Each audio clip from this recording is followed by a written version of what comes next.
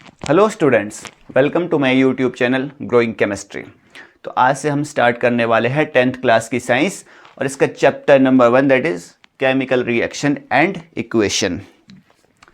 हम step wise एक एक चैप्टर इसमें पूरे पढ़ेंगे साइंस के, लेकिन सबसे पहले हम जो स्टार्ट करने वाले हैं आज वो है केमिकल रिएक्शन एंड इक्वेशन। तो सबसे पहले हमें जानना होता है कि व्हाट इज़ केमिकल रिएक्शंस, कि केमिकल रिएक्शंस क्या होती है। जब हम किन्हीं दो या दो से ज़्यादा सब्सटेंसेस को आपस में मिक्स करते हैं तो उससे जो प्रोडक्ट बनता है वो होती है हमारे पास chemical reaction. If some substances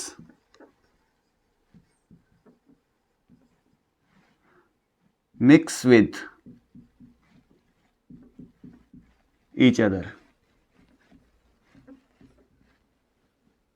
to form new substance.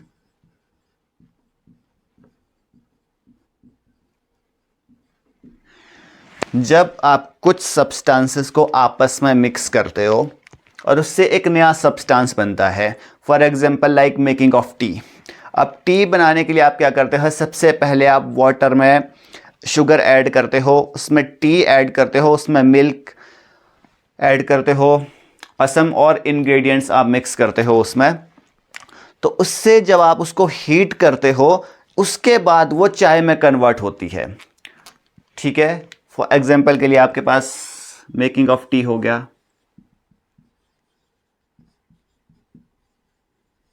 Making of T या फॉर्मेशन ऑफ कर्ड,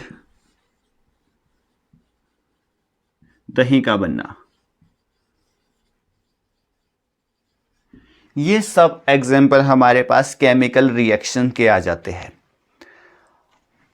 अब हम डेली लाइफ में देखेंगे कि ये डेली लाइफ में हमारी जो केमिकल इक्वेशन है ये कहाँ पे इन्वॉल्व होती है, कहाँ पे यूज़ होती है। So chemical reaction involves in daily life.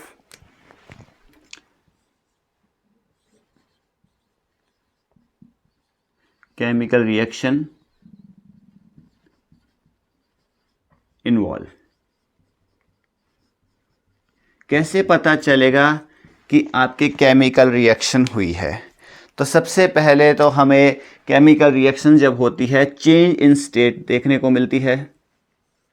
Change in state, उसकी स्टेट चेंज हो सकती है, सॉलिड से लिक्विड में, लिक्विड से गैस में, आप इसका कन्वर्जन देख सकते हो। नेक्स्ट आप कहाँ पता कर सकते हो? Change in colour. Change in colour, जब भी केमिकल रिएक्शन होती है तो रिएक्टेंट से जब चेंज होती है प्रोडक्ट में तो आपको उसका कलर में चेंजेस देखने को मिल सकता है। Change in temperature, change in temperature,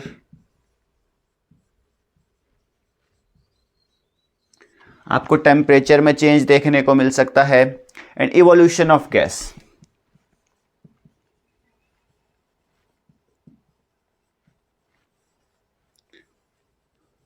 आपको इसमें गैस का इवोल्यूशन देखने को मिल सकता है।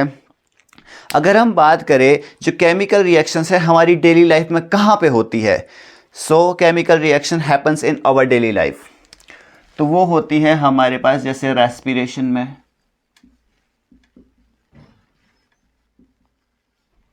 रेस्पिरेशन में आपको देखने को मिलेगा।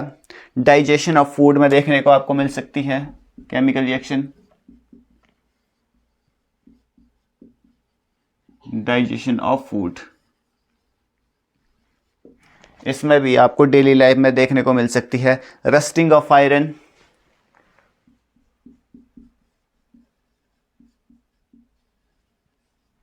रस्टिंग ऑफ आयरन, और again formation of curd, it is also, हम इसको भी अपनी डेली लाइफ में देख सकते हो। ये भी एक तरह की केमिकल रिएक्शन है जो हम अपनी डेली लाइफ में होते हुए देखते हैं। अब जो हमारे पास केमिकल रिएक्शंस होती है it can't be reversed by physical method. Chemical reactions chemical reactions can't reversed by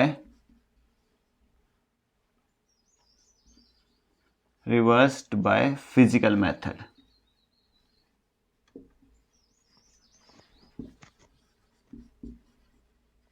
physical method कौन से हुए? जैसे आप डेली लाइफ में कर सकते हो, जैसे आप फिल्ट्रेशन, सच एज फिल्ट्रेशन, आप फिल्टर करके, मान के चलिए आपने चाय बनाई, अगर आप उसको फिल्टर करोगे तो इससे पानी अलग, चीनी अलग और चाय पत्ती अलग, दूध अलग अलग नहीं हो जाते।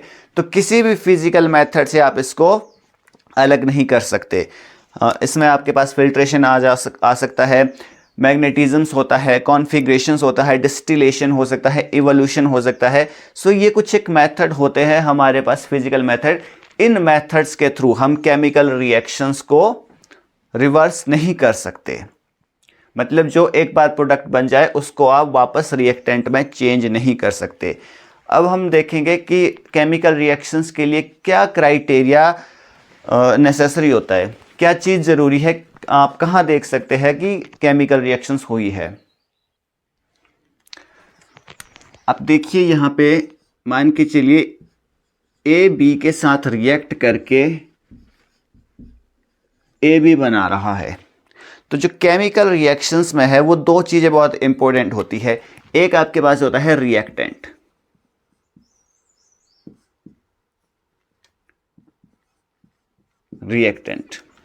अब रिएक्टेंट क्या होता है? Substances that are mixed, substances that are mixed.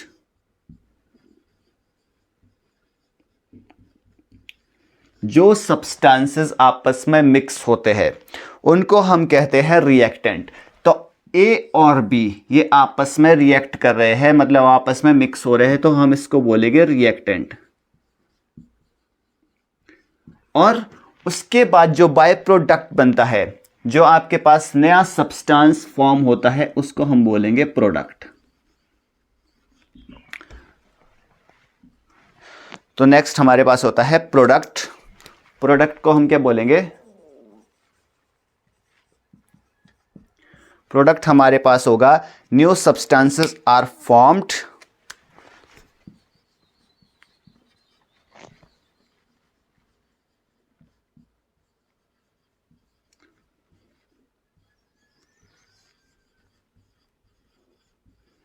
new substances are formed on account of chemical reaction,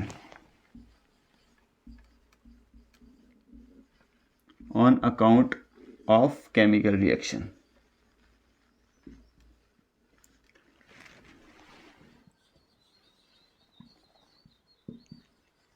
for example आपके पास आता है जैसे magnesium ribbon,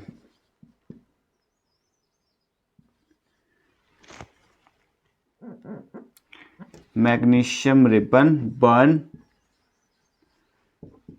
in the presence of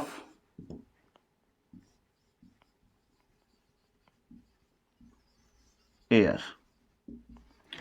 magnesium ribbon है वो एयर की प्रेजेंस में जलता है, एयर में यानी कि हम क्या लेंगे? ऑक्सीजन। जब Mg ऑक्सीजन O2 की प्रेजेंस में जलेगा तो ये मैग्नीशियम ऑक्साइड देगा। So magnesium ribbon burns in the presence of air, it gives magnesium oxide। तो ये रिएक्शन अभी हमारे पास बैलेंस नहीं है। यहाँ पे O के 2 मॉलिक्यूल्स है, यहाँ पे ऑक्सीजन का 1 मॉलिक्यूल्स है, तो हमें 2 से मल्टीप्लाई यहाँ करना पड़ेगा। तो अब यहाँ पे मैग्नीशियम के 2 मॉलिक्यूल हो गए, यहाँ पर भी हमें 2 से मल्टीप्लाई करना पड़ेगा। इसके बाद हम केमिकल इक्वेशन को बैलेंस करना ही सीखेंगे। लेकिन उससे पहले हम जानते हैं कि हमारे पास केमिकल इक्वेशन होता क्या है। देखिए, जो हमारे पास कोई रिएक्शन हो रही है, जब रिएक्टेंट प्रोडक्ट में कन्वर्ट हो रहा है, उसको हम बोलेंगे केमिकल रिएक्शन। लेकिन उस रिएक्शन को लिखने के लिए जो सिंबॉलिक रिप्रेजेंटेशन होती है, उस चीज को हम कहते हैं केमिकल इक्वेशंस। मैंने क्या कहा कि केमिकल रिएक्शन को सिंबल की फॉर्म में जब हम लिखते हैं, जो इस फॉर्म में लिखना है, ये तो किसी बीकर में हो रही होगी ये रिएक्शन, तो इसको, इसकी जो रिप्रेजेंटेशन होती है उसको हम कहते हैं chemical equation. So chemical equation क्या होगी?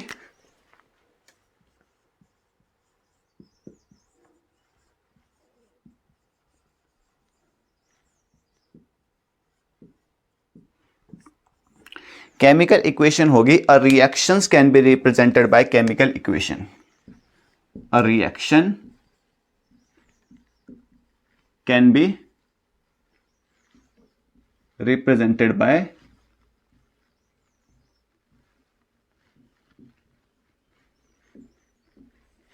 chemical equation।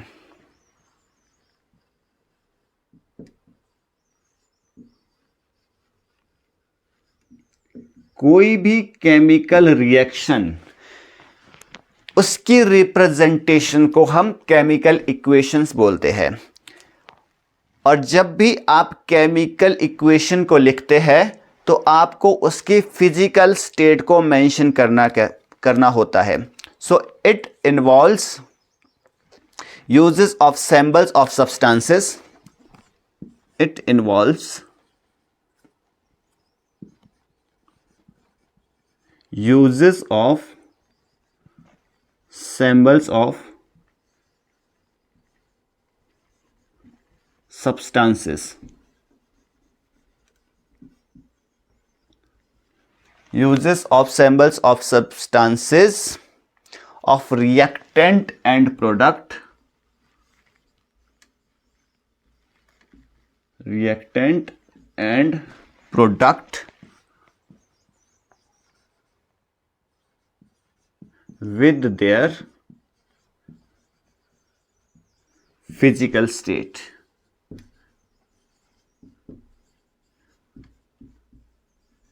अब ये फिजिकल स्टेट कौन सी होगी? फिजिकल स्टेट में आपके पास सॉलिड स्टेट हो सकती है which is represented by S। आपके पास लिक्विड स्टेट हो सकती है which is represented by L। आपके पास गैसियस स्टेट हो सकती है which is represented by small g। And aqueous state हो सकती है, आपके पास एक्वस सॉल्यूशन हो सकता है, aqueous solution which is represented by AQ। जैसे आपके पास है, हमने अभी रिएक्शंस देखी थी, Mg रिएक्ट विद O2, हमारे पास बन रहा था MgO। ये रिएक्शन हमारे पास थी, तो हमें इसकी फिजिकल स्टेट इसके साथ मेंशन करनी पड़ती है। फिजिकल स्टेट यानी कि जो Mg होता है वो सॉलिड फॉर्म में होता है, क्योंकि Mg मेटल है, ये सॉलिड फॉर्म में होगी। ऑक्सीजन आपके पास गैस है, तो आपको यहाँ पे इसकी फिजिकल स्टेट मेंशन करनी पड़ती है। मैग्नीशियम ऑक्साइड ये सॉलिड स्टेट में बनता है। तो आप जब भी आप सिंबल लिखोगे रिएक्टेंट के और प्रोडक्ट के, तो उसके साथ फिजिकल स्टेट मेंशन करना बहुत ज़रूरी होता है। और वहीं अगर हम बात करें कि एक्वस सॉल्यूशंस क्या होता है, सो एक्वस सॉल्यूशन हमारे पास ऐसा सॉल्यूशन होता है जिसमें सॉल्वेंट वाटर होता है। The solution in which solvent is water. अगर बात करें तो जो विलयन होता है वो हमारे पास वाटर होता है, मतलब जिसमें कोई भी चीज डिसॉल्व होगी। तो यहां पे सॉल्वेंट वाटर होगा, यानी कि जो भी आपने कोई चीज मिक्स करनी है, जैसे आपने चीनी मिक्स करनी है या आपने नमक मिक्स करना है, तो वहां पे सॉल्वेंट वाटर होगा। सॉल्यूट आपके पास चीनी हो सकती है, नमक हो सकता है या कोई और हो सकता है। तो एक्वस सॉल्यूशन वो सॉल्यूशन होते हैं जिसमें आपके पास सॉल्वेंट वाटर होगा। नेक्स्ट जो हमारे पास टॉपिक है, how to balance chemical equation, कि केमिकल इक्वेशन को कैसे बैलेंस किया जा सकता है।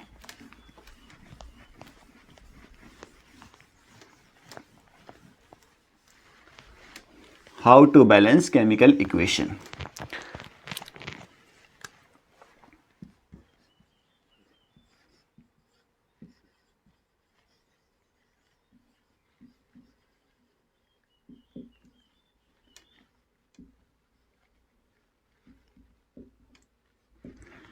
केमिकल इक्वेशंस को बैलेंस कैसे किया जाता है और हमें बैलेंस करने की ज़रूरत क्यों पड़ी, ये भी हम आज के ही लेक्चर में डिस्कस करेंगे।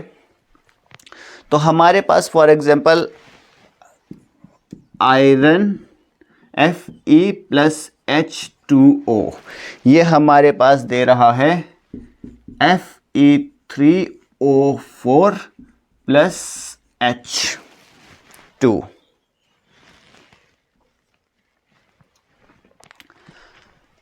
तो आपको जितने मोल्स आपके पास रिएक्टेंट में होते हैं वही मोल आपको प्रोडक्ट में भी चाहिए। जैसे यहां आयरन के 1 मोल आयरन है, बट यहां आयरन के 3 मोल है। ऑक्सीजन के यहां 1 मोल है, यहां पे 4 मोल है। हाइड्रोजन के 2 मोल है, यहां पर हाइड्रोजन के 2 मोल है। ये तो बराबर है। तो आप केमिकल इक्वेशन को बैलेंस करने के लिए आप सबसे पहले छोटा सा एक चार्ट बना लो। अब यहां पे आप लिखेंगे एलिमेंट। एलिमेंट कौन कौन से आपके पास? पहला है आयरन, यहां पे लिखेंगे हम रिएक्टेंट, यहां पे लिखेंगे हम प्रोडक्ट। दूसरा हमारे पास है हाइड्रोजन, नेक्स्ट हमारे पास है ऑक्सीजन। तो हमारे पास यहां 3 एलिमेंट प्रेजेंट है। अब आप देखिए आयरन के कितने मोल है, तो यहां पे है आयरन का 1 मोल। लेकिन अगर हम प्रोडक्ट में देखें तो आयरन के हमारे पास है 3 मोल। वहीं हाइड्रोजन के देखें तो हाइड्रोजन के हमारे पास है 2 मोल, और यहां पर भी हाइड्रोजन के हमारे पास है 2 मोल, यानी कि इक्वल है। ऑक्सीजन के देखें तो ऑक्सीजन के यहां पे 1 मोल और यहां पर हमारे पास है 4 मोल ऑफ ऑक्सीजन। तो हमें रिएक्टेंट साइड को प्रोडक्ट साइड के इक्वल करना है, तो दोनों जगह इक्वल मोल होने चाहिए। अब यहां पर देखिए आयरन के यहां पे 3 मोल है, यहां पे 1 मोल है। अगर हमें इक्वल करना है तो हम इसको तो 1 मोल नहीं बना सकते, हम इसके 3 मोल बना सकते हैं। तो इसको मल्टीप्लाई करो 3 से, इज इक्वल टू 3। तो याद रखना यहां पे हम इसके अंदर अब कुछ भी चेंज नहीं कर सकते। जो चेंज होगा वो सब्सटेंसेस के बाहर होता है, क्योंकि ये एक कंपाउंड बन गया है। तो हम बीच में कुछ भी नहीं लिख सकते, जो भी लिखेंगे हम अब इसके बाहर, यानी कि वो पूरे से मल्टीप्लाई होगा। तो आयरन के साथ 3 मल्टीप्लाई हुआ, तो हम यहाँ पे 3 मल्टीप्लाई कर लेंगे, 3 मोल्स हो गए। नेक्स्ट हमारे पास है ऑक्सीजन के। ऑक्सीजन के यहाँ पे 4 मोल्स है, तो यहाँ पर 4 मोल्स बनाने के लिए हमें 4 से मल्टीप्लाई करना पड़ेगा। अब 4 से मल्टीप्लाई, अब हम यहाँ सीधा 4 से मल्टीप्लाई नहीं कर सकते, हम 4 से यहाँ पे मल्टीप्लाई करेंगे। बट ये जो 4 मल्टीप्लाई है ये हाइड्रोजन के साथ भी हुआ, कहाँ पे? Reactant side, into 4 is equal to 8। यहाँ पे 4 हुआ था, यहाँ पे 8 हो गया। अब हाइड्रोजन को भी यहां 8 करना है, तो आपको इसको 4 से मल्टीप्लाई करना पड़ेगा, तब जाके 8 होगा। तो यानी कि यहां जब हमने 4 से मल्टीप्लाई किया तब रिएक्शन हमारे पास बैलेंस हुई। तो ओवरऑल जो हमारे पास रिएक्शन बन के आएगी 3Fe plus 4H2O give rise Fe3O4 plus 4H2। तो ये इक्वेशन हमारे पास बैलेंस हुई। यहां 3 मोल्स आयरन के, यहां 3 मोल आयरन के। 4 2 जा 8, 8 हाइड्रोजन, 4 2 जा 8, 8 हाइड्रोजन एंड 4 ऑक्सीजन, और यहां पर 4 ऑक्सीजन। तो इस तरह से हमारे पास केमिकल इक्वेशन बैलेंस होती है। अब बात आती है कि हमें बैलेंसिंग की जरूरत क्यों पड़ी। Why do we need to balance a chemical equations? तो इसका आंसर होता है law of conservation of mass. So due to law of conservation of mass, conservation of mass. अब कंजर्वेशन ऑफ मास हमारे पास क्या कहता है कि matter can neither be created, matter can neither be created nor destroy.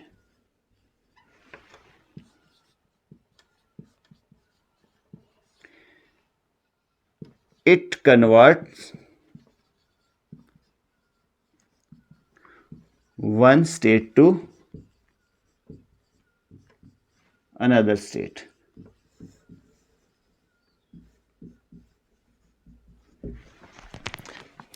आप यहां पर देखिए, जो आयरन है हमारे पास वो सॉलिड फॉर्म में होता है, वाटर हमारे पास लिक्विड फॉर्म में होता है, और यहां पे जो आयरन ऑक्साइड होगा ये सॉलिड फॉर्म में होगा, लेकिन जो हाइड्रोजन होगी वो गैसियस फॉर्म में होगी। तो लॉ ऑफ कंजर्वेशन ऑफ मास हमें कहता है कि matter can be neither be created nor destroy. ये जो मैटर है आपके पास, ना तो इसको बनाया जा सकता है ना ही इसको खत्म किया जा सकता है, but it convert one state to another state. इसको एक स्टेट से दूसरी स्टेट में कन्वर्ट कर सकते हैं जब ये ना बन रहा है और ना ही ये खत्म हो रहा है। तो जितने मोल्स यहां पर है उतने ही मोल्स इसके पास यहां पर भी होने चाहिए, कोई मोल्स आपके अंदर बाहर नहीं जाएंगे। सो जितने मोल यहां प्रेजेंट है वही मोल यहां पर भी प्रेजेंट हो गए। तो इसीलिए हमें केमिकल इक्वेशंस को बैलेंस करने की जरूरत पड़ी। जैसे हमारे पास ये एक केमिकल इक्वेशन है, तो इसको बैलेंस करने के लिए एक और तरीका आता है। ये मैथमेटिकल तरीका है थोड़ा सा। आप क्या कीजिए, इसे आप A मान लीजिए, इसको B मान सकते हैं, इसे C मान लीजिए और इसको D मान के चलिए। अब आप हर एक एलिमेंट को अलग अलग लिख दीजिए। हमारे पास एलिमेंट है जैसे आयरन है, हाइड्रोजन है और ऑक्सीजन है। हमारे पास 3 एलिमेंट्स है। अब आप देखिए आयरन कहाँ कहाँ पे है। आयरन A में है, आयरन आपके पास C में है। तो A में कितने मोल्स है, तो 1A इज इक्वल टू, ठीक है। अगर आपके पास रिएक्टेंट साइड और आयरन होता, B में भी होता, तो हमने करना था 1A प्लस, जितनी बार B में होता उतने से प्लस करना था, लेकिन ये अब गिव राइज के इस साइड है, तो हम 1A इज इक्वल टू कितना बन रहा है ये 3C। अब C में कितने टाइम बन गया है, 3 टाइम बन गया है। अब आप हाइड्रोजन को देखिए, हाइड्रोजन कहां पे है, B में कितनी बार है, 2 बार, तो हम लिखेंगे 2B इक्वल टू। अब हाइड्रोजन में यहां पे कितने हैं हाइड्रोजन, 2D, D में भी आपके पास 2 बार है। ऑक्सीजन को देखिए, ऑक्सीजन कहां पे है, ऑक्सीजन 1 बार तो B में है, 1B इज इक्वल टू, अब कहां पे है 4C। तो हम इस तरीके से इसको लिख देंगे। अब आप देखिए कि सबसे ज्यादा बार कौन सा अल्फाबेट आ रहा है। अब आप देखिए A 1 बार आ रहा है, C यहां पे 1 बार आ रहा है और 1 बार यहां पे आ रहा है। अब B 1 बार यहां आ रहा है, 1 बार यहां आ रहा है। तो जो ज्यादा बार आ रहा है उसकी वैल्यू को आप 1 ले लीजिए। आप C की वैल्यू को 1 ले सकते हैं, आप B की वैल्यू को 1 ले सकते हैं, क्योंकि हमारे पास ये 2 बार आ रहा है दोनों। मान के चलिए हमने B की वैल्यू को हमने 1 कंसीडर कर लिया, सो B इज इक्वल टू 1। तो सबसे पहले हम देखेंगे यहां पर डाल के। अब B की वैल्यू अगर हमारे पास 1 है तो 2 into 1 is equal to 2D, ये हमारे पास हो गया। सो अगर हम देखें तो ये हो गया 2 इज इक्वल टू 2D। अगर हम इसको 2 को इस साइड कर देते तो 2 डिवाइड में चला जाएगा, तो D is equal to 2/2 is equal to हमारे पास बच जाता है 1। तो D की वैल्यू हमारे पास आ जाएगी 1। नेक्स्ट यहां पर देखिए B की value again 1 is equal to 4C। अगर 4 को हम इस साइड लेके आते हैं तो हमारे पास C की वैल्यू कितनी हो जाती है 1/4। तो C की वैल्यू हमारे पास हो गई है 1/4। अगर यहां पर अब हमने A की वैल्यू निकालनी है, so 1A is equal to 3 into 1/4। तो हम लिख सकते हैं जो A की वैल्यू हमारे पास आती है वो आ गई 3/4, क्योंकि C की वैल्यू कितनी है 1/4, 3 से मल्टीप्लाई होगा तो 3/4 हमारे पास ये A की वैल्यू आ जाती है। अब हम 1/1, B की वैल्यू तो हमने 1 ले रखी है, A की वैल्यू हमारे पास 3/4 आ गई, D की वैल्यू हमारे पास 1 आ गई एंड C की वैल्यू हमारे पास 4 आ गई। तो हम क्या करेंगे, इस इक्वेशन को लिख सकते हैं, ए की वैल्यू कितनी है 3/4 Fe इंटू प्लस नेक्स्ट क्या है, बी की वैल्यू कितनी आई हमारे पास, बी की वैल्यू तो हमने 1 ले रखी है, सो बी की वैल्यू 1 H2O, तो 1 लिखने की हमारे पास जरूरत नहीं होती। गिव राइज, हमारे पास सी की वैल्यू कितनी आई, सी की वैल्यू हमारे पास है 1/4 Fe3O4 प्लस डी की वैल्यू अगेन 1 यानी कि H2। अब हमारे पास ये वैल्यू आ गई है। अब आपको देखना है कि जो ये बटा में हमारे पास जो डिजिट आई है, हमें क्या करना है, क्योंकि इसको कैंसल आउट करना है, तो जो हमारे पास यहां पे सबसे बड़ी डिजिट होगी उसी से हमें इससे मल्टीप्लाई कर देना है पूरी रिएक्शंस को। तो हम इसको मल्टीप्लाई करेंगे पूरी रिएक्शंस को 4 से।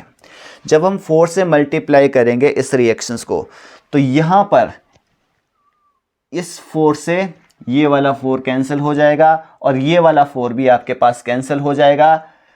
तो हमारे पास बचेगा यहां पे 3Fe प्लस, अब इसका 4 तो बच गया, तो 4H2O गिव राइज, यहां पर कुछ भी नहीं बच गया, क्योंकि जब यहां पे मल्टीप्लाई करेंगे तो हमारे पास आएगा यहां पे 4/4, तो यहां से 4 से 4 कैंसिल हो जाएगा, 1 बचेगा, तो Fe3O4 प्लस यहां पे 4 मल्टीप्लाई 4H2, क्योंकि ये 4 यहां पर भी मल्टीप्लाई होगा, तो यहां पे 4 मल्टीप्लाई, यहां पे 4 मल्टीप्लाई, यहां पे 4 मल्टीप्लाई, यहां पर 4 मल्टीप्लाई। तो जब 4 यहां 4 से 4 कैंसिल, यहां 4 से 4 कैंसिल, यहां पे 3 बच जाएगा, यहां पे 1 बच जाएगा। तो इस तरह से हमारी केमिकल इक्वेशन बैलेंस हो जाती है। अगले वीडियो में हम पढ़ेंगे टाइप्स ऑफ केमिकल रिएक्शंस के बारे में हम डिस्कस करेंगे। तो आज के लेक्चर में बस इतना ही। वीडियो अच्छा लगे तो वीडियो को कीजिए लाइक एंड शेयर, चैनल को कीजिए सब्सक्राइब। मिलते हैं अगले वीडियो में।